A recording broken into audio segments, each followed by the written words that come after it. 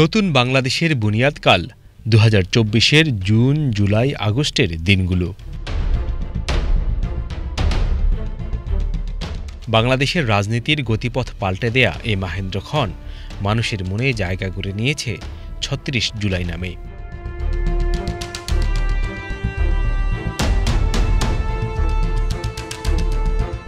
এই জনপদের সোনালী মানুষগুলোর অপরিসীম ত্যাগ ও অনন্য সাহস সংগ্রামের গৌরবময় দিনগুলির ঘটনাবলী সবার কাছে তাই অপার গুরুত্বের।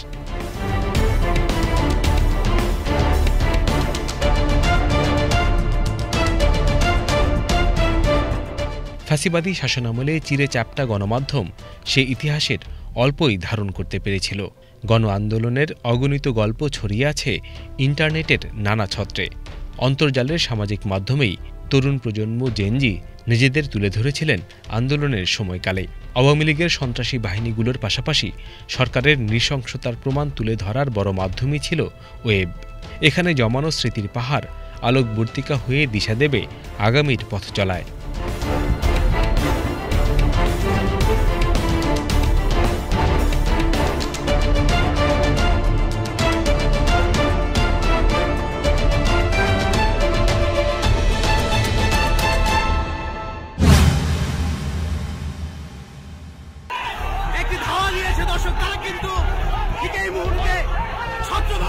চব্বিশের এদিন শিক্ষার্থীদের কমপ্লিট শাটডাউন কর্মসূচির ফলে পুরো দেশ অচল হয়ে পড়ে। বন্ধ থাকে সড়ক, রেল ও নৌপথ যোগাযোগ। সারা দেশে ব্যাপক সংঘর্ষ, হামলা, ভাঙচুর, গুলি, অগ্নিসংযোগ ও প্রাণহানির ঘটনা ঘটে। তবে পুরো দেশে ফ্যাসিস্ট হাসিনা সরকার ইন্টারনেট সংযোগ বন্ধ করে দেয়ায় তাৎক্ষণিক চিত্র পাওয়া যায়নি। এদিন রাজধানীর যাত্রাবাড়ি, উত্তরা, রামপুরা, বাড্ডা, সায়েন্স ল্যাব, মিরপুর ১ ও মিরপুর ১০, মহাখালী, মোহাম্মদপুর এবং সাভার ছিল আন্দোলনের মূল হটস্পট।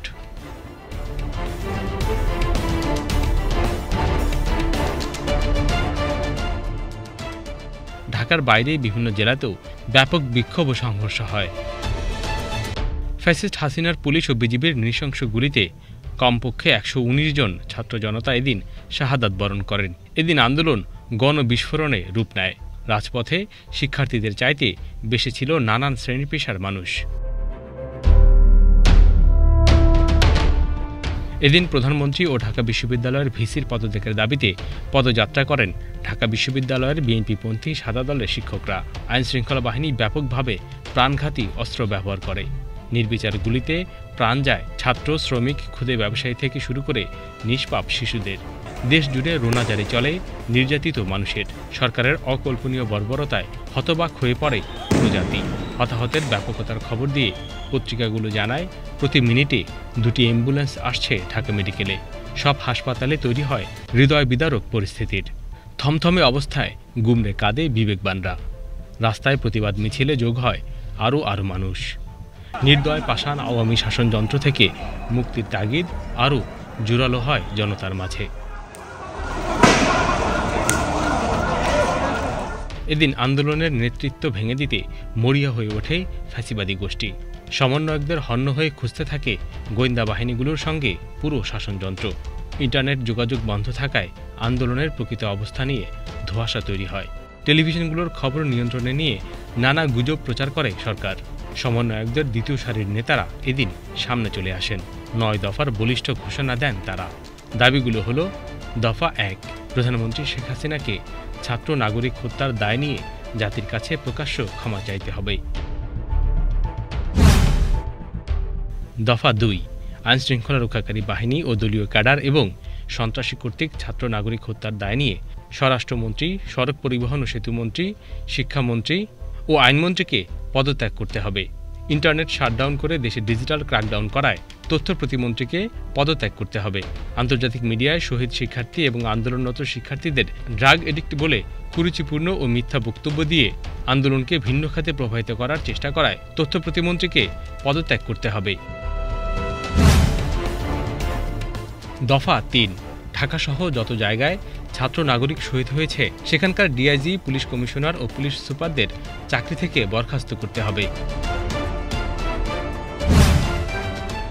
ঢাকা বিশ্ববিদ্যালয়, জগন্নাথ বিশ্ববিদ্যালয়, জাহাঙ্গীরনগর বিশ্ববিদ্যালয়, রাজশাহী বিশ্ববিদ্যালয় এবং চট্টগ্রাম বিশ্ববিদ্যালয় সহ সারা দেশের প্রত্যেকটি বিশ্ববিদ্যালয়ে যেখানের ক্যাম্পাসে আইন শৃঙ্খলা বাহিনী কর্তৃক শান্তিপূর্ণ আন্দোলনে হামলা হয়েছে, প্রত্যেকটি বিশ্ববিদ্যালয়ের ভিসি এবং প্রক্টরদের পদত্যাগ করতে হবে।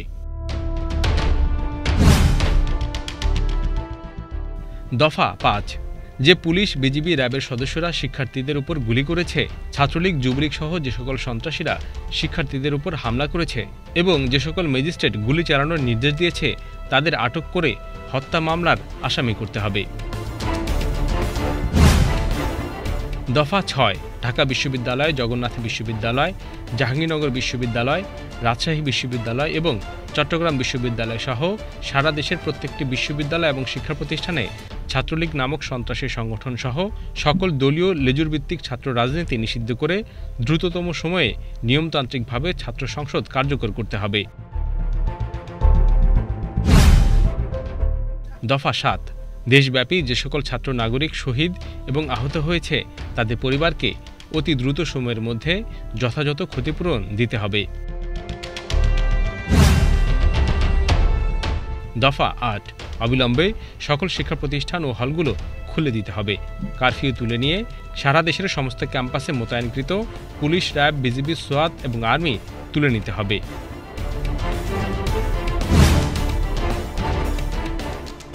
দফা ৯। বৈষম্য বিরোধী ছাত্র আন্দোলনের সাথে সম্পৃক্ত শিক্ষার্থীদের একাডেমিক ও প্রশাসনিক কোনো ধরনের হয়রানি করা হবে না, এই মর্মে অঙ্গীকার করতে হবে। ইতিমধ্যে গণগ্রেফতার ও পুলিশি হয়রানির শিকার সমন্বয়কবৃন্দ ও ছাত্র নাগরিকদের অবিলম্বে মুক্তি দিতে হবে এবং সকল মামলা প্রত্যাহার করতে হবে। সারা দেশের শিক্ষক, পেশাজীবী, শ্রমজীবী সহ সকল নাগরিককে কমপ্লিট শাটডাউন কর্মসূচি পালনে সর্বাত্মক সহযোগিতা ও দাবি আদায়ে একাত্মতা পোষণ করতে আহ্বান জানান শিক্ষার্থীরা। দিনভর হত্যাযজ্ঞ চালানোর পরও দমে না যাওয়া জনতাকে স্তব্ধ করে দিতে রাতে সারা দেশে কারফিউ জারি করে ফ্যাসিস্ট হাসিনা সরকার। আন্দোলন নিয়ন্ত্রণে শেষ অস্ত্র হিসেবে মোতায়েন করে সেনাবাহিনী। দেশপ্রেমিক সেনা সদস্যদের জনগণের পক্ষে থাকার আহ্বান জানায় শিক্ষার্থীরা।